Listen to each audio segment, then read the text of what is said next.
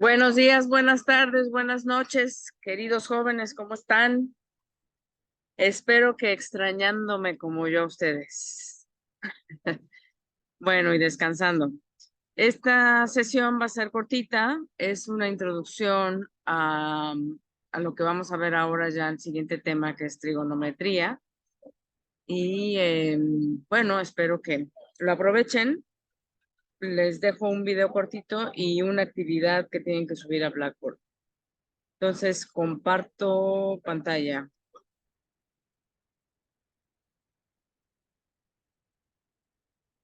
Ok, ya estamos aquí. ¿Cómo están?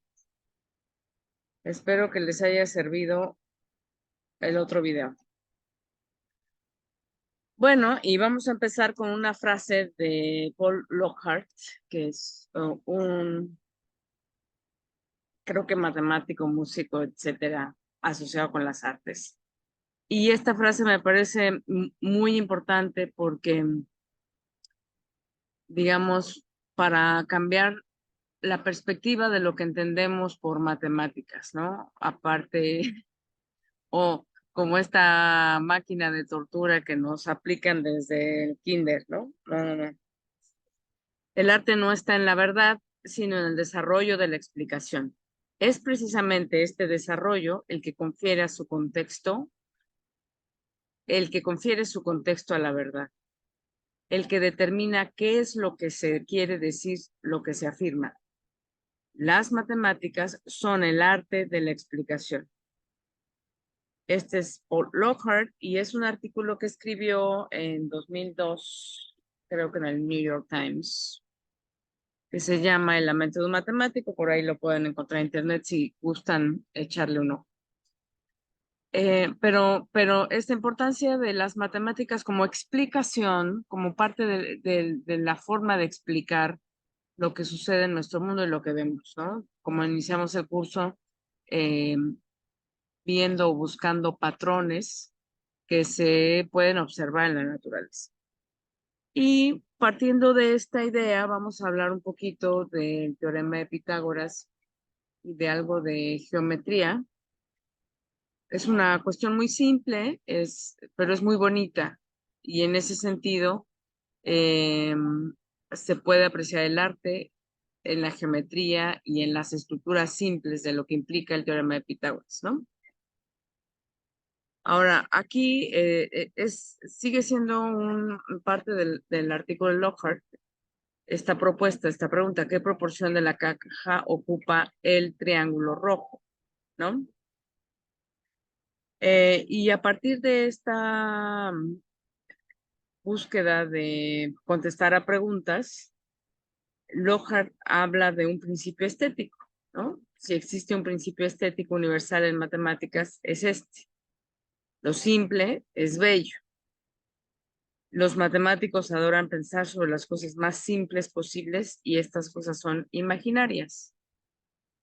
Bueno, quiero decirles que también recuerdan que yo soy física, entonces las teorías o los modelos físicos buscan este principio que es que tiene que ver con la belleza y la simplicidad, ¿no? Siempre lo más simple es lo que resulta al final de cuentas que la naturaleza, en términos de la física, es lo que se va a buscar, ¿no? Lo que busca o los patrones que la naturaleza muestra. Y bueno, ¿cómo se resuelve esta pregunta? Pues es una cosa simple. Vemos que en este triángulo o en este triángulo dentro de un rectángulo, podemos trazar una línea recta y vemos que exactamente eh, se divide en dos triángulos, en dos rectángulos y dos triángulos, y exactamente es la mitad. Entonces, lo simple de la respuesta es que con una sola línea podemos ver que exactamente el triángulo naranja es la mitad de lo que implicaría la caja completa, ¿no? Y por lo tanto, el área que lleva también el área azul es la mitad de la caja. Bueno, esta es una respuesta simple y hay que buscar un poquito de estos patrones, dice Lockhart, ¿no? Entonces, bueno, vamos a hablar un poquito de esto usando esta geometría para hablar del teorema de Pitágoras, ¿no? Geo, que representa o que significa tierra en términos de etimología, y metría, pues medida, ¿no? Entonces, por ejemplo, nos dice cuánto mide la diagonal de un rectángulo. Y esto es muy importante porque es justo lo que nos dice o lo que representa el teorema de Pitágoras. Un triángulo rectángulo es una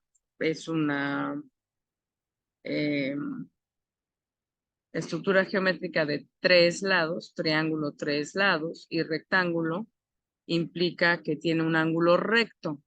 Recordar que el ángulo recto es 90 grados o en términos de radianes, pi medios, ¿no? Y otra forma de verlo es que realmente representa la mitad de un rectángulo, ¿no? Y el teorema de Pitágoras, si recuerdan, es que la hipotenusa, que sería el lado C, elevada al cuadrado, va a ser igual a la suma del cuadrado de los dos catetos o lados que forman el ángulo recto, que sería, en este caso le llamamos A y B, como los catetos. Entonces veamos un poquito más en términos geométricos, ¿qué significa el cuadrado de la hipotenusa? El cuadrado de la hipotenusa significa que si tengo un triángulo rectángulo, voy a tener un área asociada al lado de la hipotenusa que va a tener una forma cuadrada, y esa área de ese cuadrado, como se ve en la figura, pues sería el C cuadrado, ¿no? Si este es considerando que esta es la hipotenusa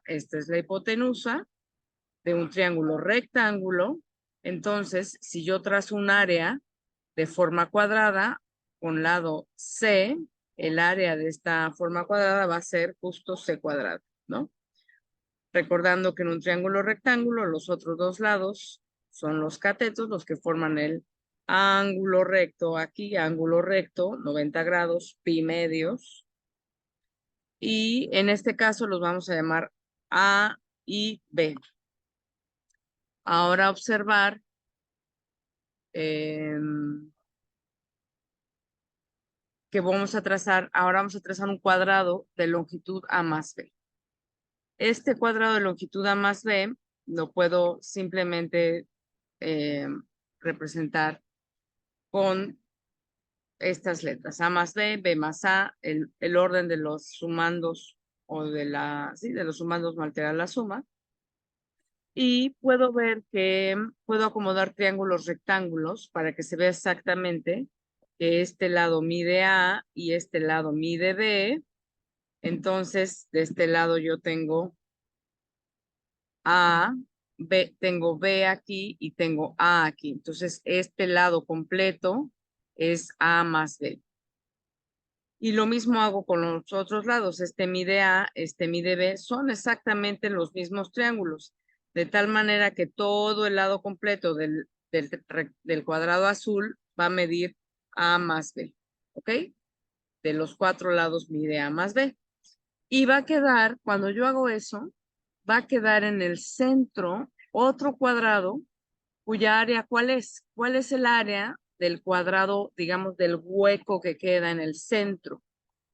Pues sabemos que si esto es un triángulo rectángulo, justo el lado sería la hipotenusa, ¿no?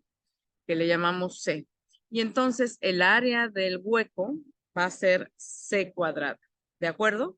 Entonces lo que podemos ver es que el área del cuadrado A más B, pues es mayor que el área del cuadrado C cuadrada.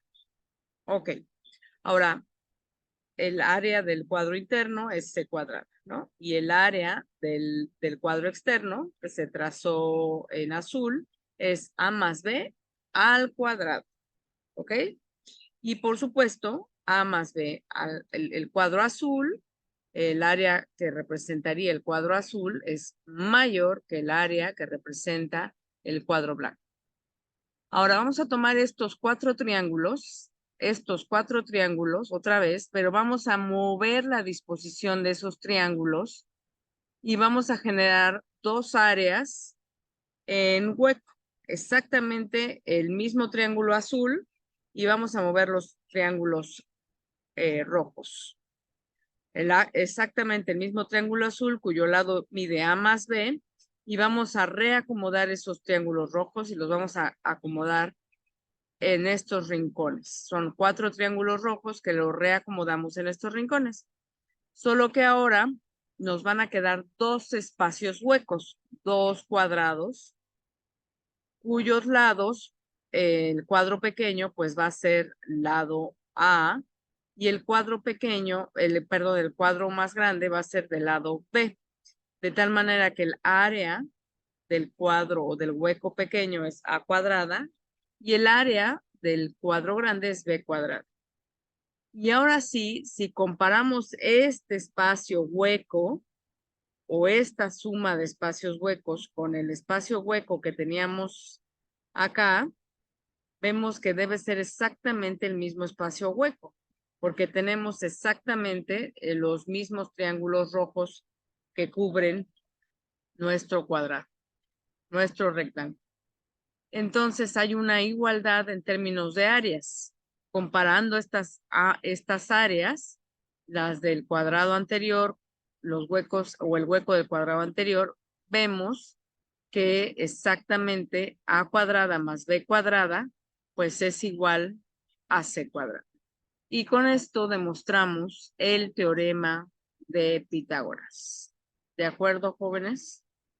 Bueno, esta es la idea de poder analizar de manera geométrica el teorema de Pitágoras, que después vamos a utilizar profusamente para poder resolver algunos problemas asociados a triángulos y figuras geométricas en general. También vamos a, bueno, ustedes ya lo saben porque han visto vectores y se usa mucho esta estructura para saber cuál es la magnitud de un vector. Se usa el teorema de Pitágoras para poder encontrar la magnitud de un vector. Entonces es muy importante este teorema de Pitágoras.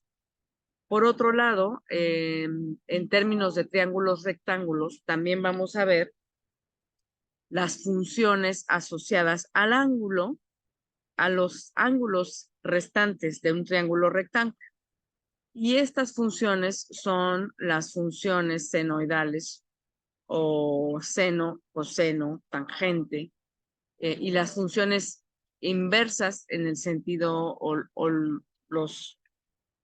en el inverso multiplicativo de seno, la función inversa multiplicativa, que es diferente al inverso de la función.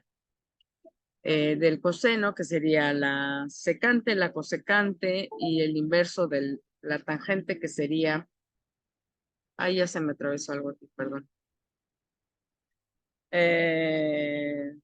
La cotangente. Bueno, y para hablar un poquito de dónde vienen o cómo vamos a encontrar estas funciones seno, coseno, ¿son también solo un aparato de tortura? Bueno, no, se encuentran en la naturaleza. En específico, en el sonido, por ejemplo, en la luz también. Y aquí vamos a ver un ejemplo de cómo podríamos ver el sonido. Este experimento es el tubo de Rubens, un experimento que hicimos con un estudiante. Y vamos a ver que al ponerle sobre una membrana a un extremo del tubo, como ese es fuego, es gas, como las ondas de sonido generan presiones en forma de ondas.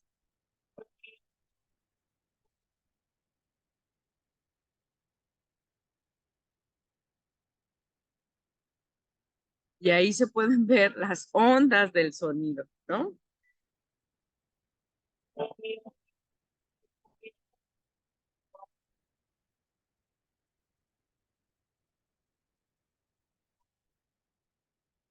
Y aquí se ve una foto muy bonita de cómo se ve esa onda.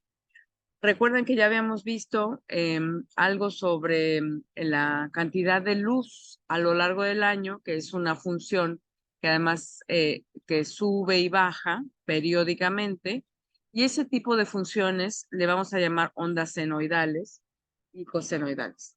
Y un poquito para que piensen en este tipo de cuestiones, les voy a dejar que hagan dos gráficas, pero no que las hagan con un graficador, sino que las tomen, digo, no muy exactas, pero al menos su forma de dos estructuras distintas, ¿ok? Esas gráficas las van a hacer a mano, lo más bonito que puedan, pero sí a mano, y tratando de pensar cómo debe ir esa onda. Una onda que van a hacer y van a subir en un archivo en Blackboard es decirme cómo cambia la posición horizontal con respecto del tiempo de un péndulo, ¿ok? Cómo está cambiando conforme pasa el tiempo la posición horizontal de este péndulo. Pónganle la medida que quieran, pero aquí se los dejo otra vez. Cómo cambia la posición horizontal, o sea, cómo va trasladándose de un extremo a otro horizontalmente. Y esa es la variable dependiente y la van a poner en el eje vertical. Y el eje del tiempo lo van a poner en el eje horizontal, por favor. Y hacen la gráfica, me muestran la gráfica, la quiero ver a mano, más o menos la estructura, cómo la observan, ¿no? Después vamos a ver también la posición vertical, que también cambia, pero cambia mucho menos notoriamente, ¿no? La posición vertical y la posición horizontal. Entonces, a mano van a hacer la gráfica del movimiento del péndulo y también van a hacer una gráfica sobre el cambio de la altura de una niña que está en una rueda de la fortuna. Piensen en la Estrella de Puebla, ¿no? Está sentada en un asiento en la rueda de la fortuna y lo que quiero es que me digan cómo va cambiando la altura de esta niña con respecto del tiempo. En el eje horizontal van a poner el tiempo, ¿ok? Piénsenlo como se les ocurra, como lo piensen, como lo tengan. Necesito que suban sin buscar en internet, piénsenlo, imagínenlo y traten de bosquejar una gráfica. El chiste es que la hagan, no importa que esté mal o que esté incorrecta o que esté chueca, traten de hacerla lo mejor posible, pero aquí el chiste es que lo piensen, que lo imaginen, que vayan trazando la gráfica con respecto a cómo van imaginando el movimiento. No lo busquen, no lo pregunten, imagínenlo, ¿ok? Bueno, eso sería todo por hoy. Es una clase muy chiquita, van a hacer esta actividad y mañana nos vemos con una clase un poquito más extensa. La de ayer estuvo un poquito extensa, entonces creo que los puse a trabajar un poquito, pero ahí vamos, ¿no? Entonces ahora quiero que piensen, que lo piensen. Perfecto, jóvenes. Pues encantada de saludarlos, no los puedo ver, los extraño mucho, pero ya los veré en un par de días. Cuídense mucho, que tengan un excelente día.